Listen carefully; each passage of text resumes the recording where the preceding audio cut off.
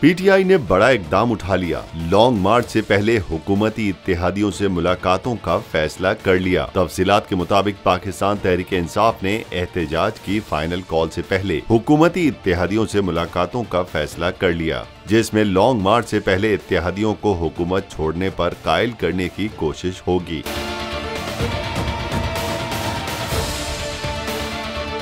तहरीक इंसाफ के अहम रहनुमा के मुताबिक MQM हुकूमत से बहुत तंग है और इनसे पीटीआई रहनुमा इमरान इस्माइल पहले ही राब्ते में हैं। रहनुमा का कहना था कि बलूचिस्तान नेशनल पार्टी और बलूचिस्तान अवामी पार्टी समेत हुकूमत के दीगर इत्तेहादियों से भी मुलाकातें की जाएंगी, जिसमें इन जमातों के रहनुमाओं को कायल किया जाएगा कि हुकूमत को छोड़ दें।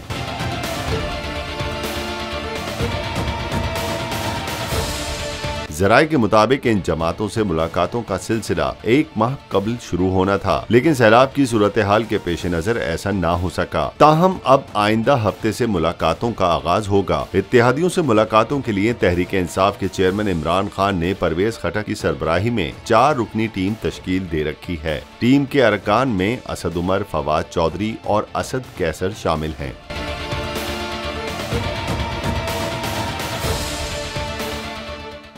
मैं हूं इमरान रियाज खान। अब आप मुझे देख पाएंगे सिर्फ बोल न्यूज़ पर। इमरान रियाज खान साहब जो हैं वो बोल फैमिली का हिस्सा बन गए हैं। बड़े अरसे बाद किसी चैनल ने हौसला किया है, तो मुझे ऐसा लगता था कि हमें बोलने की इजाजत नहीं मिलेगी, लेकिन बोल ने डिसाइड किया कि बोलने की इजाजत को लेकर देंगे। मुझे बोल की एक चीज बहुत अच्छी लगी कि बोल ने कैटेगोरिकली कहा कि जो करना है करो, हमने अपना कोई बंदा नहीं निकालना।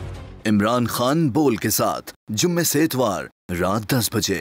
सबसे ज्यादा व्यूज, सबसे ज्यादा रील्स और सबसे ज्यादा रेटिंग के साथ बोल अब भी नंबर 1 पोजीशन पर बरकरार।